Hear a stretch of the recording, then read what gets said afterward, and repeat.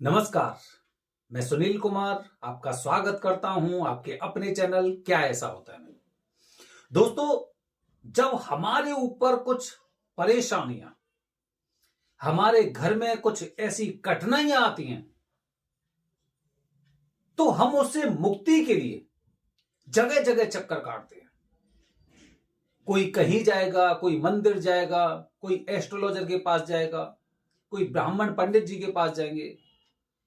गुरु जी को समस्याएं चल रही हैं, और जब पता चल जाता है कि आपकी कुंडली में काल सर्प दोष है या पितृ दोष है, तो फिर उसके लिए जो भी आपके आसपास के गुरुजी हैं, एक मुहूर्त बताते हैं अमावस्या का।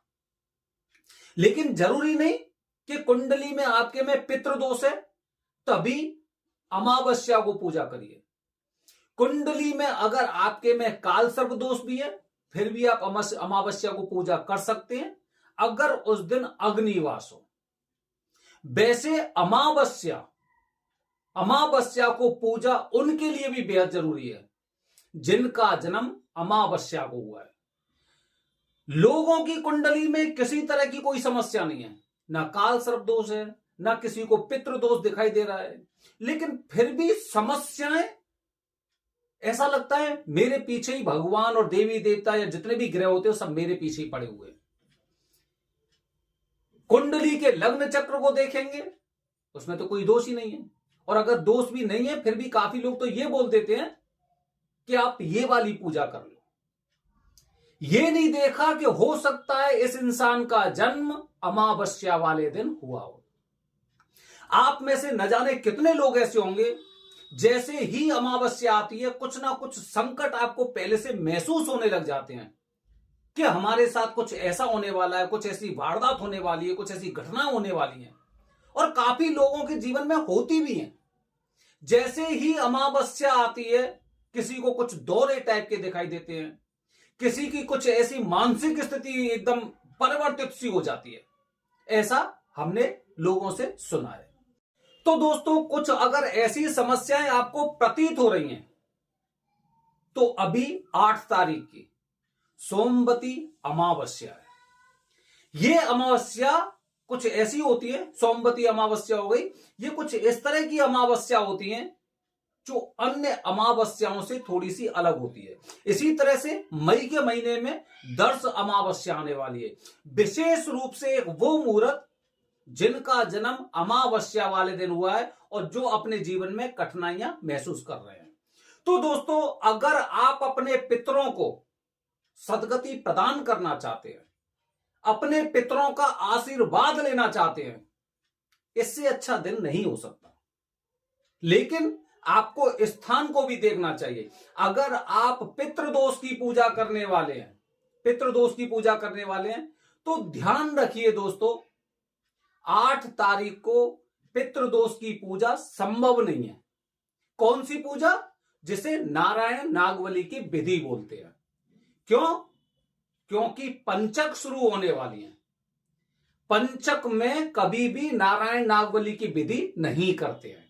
पिंडदान कर सकते हैं आप, काल सर्प दोष की पूजा कर सकते हैं, लेकिन नारायण नागवली की विधि नहीं कर सकते पंचक में। तो दोस्तों, ध्यान रखना है आपको कि अगर किसी के बहकावे में आकर अगर आप ऐसा कोई कार्य करते हैं, उनका तो काम बन गया, झेलना आपको पड़ेगा।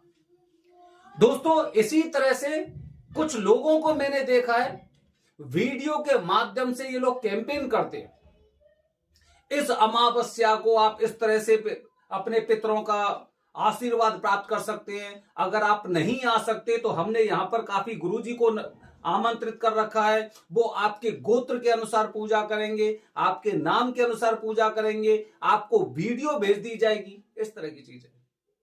इन चक्करों में मत पड़िए, बिल्कुल पढ़ने की आवश्यकता नहीं है। ये केवल एक ऐसा माध्यम है जिसमें आपकी जेब से केवल पैसे जाने वाले हैं, आपको लाभ प्राप्त नहीं होने वाला है।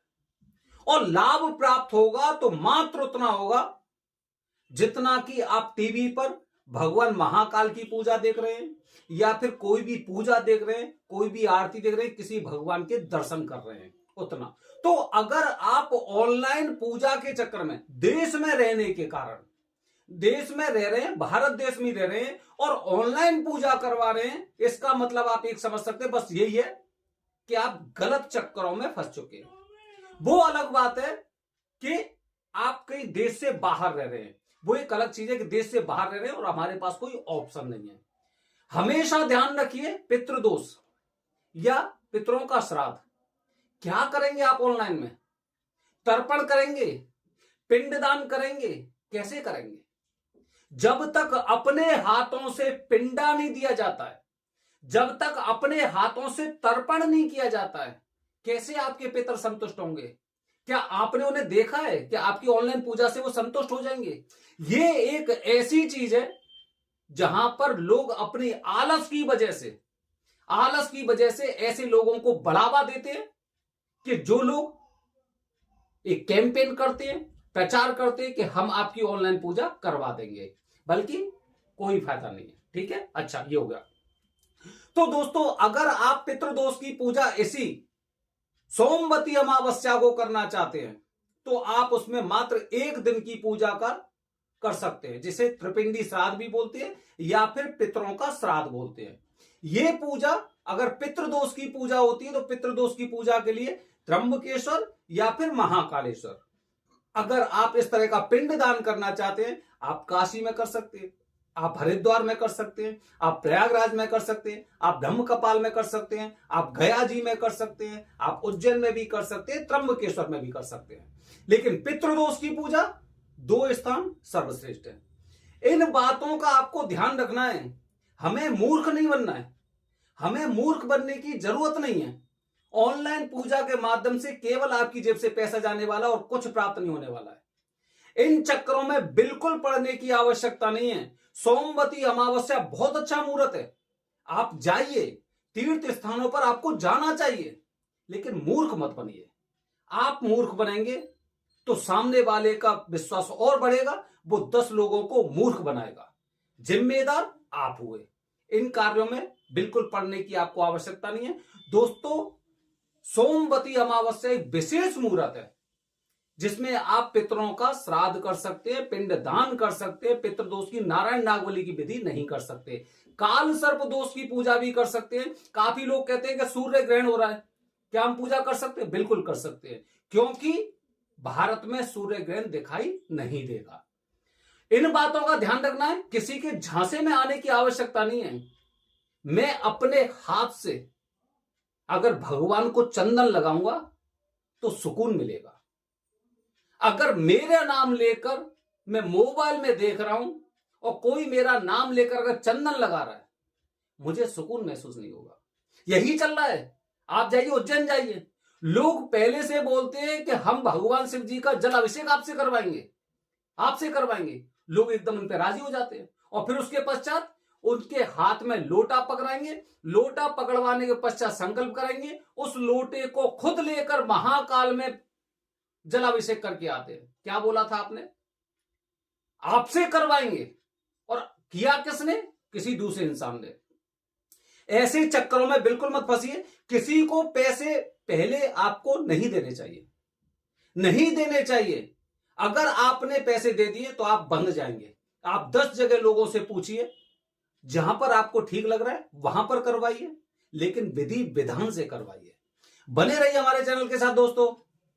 हर हर महादेव, हरिओम।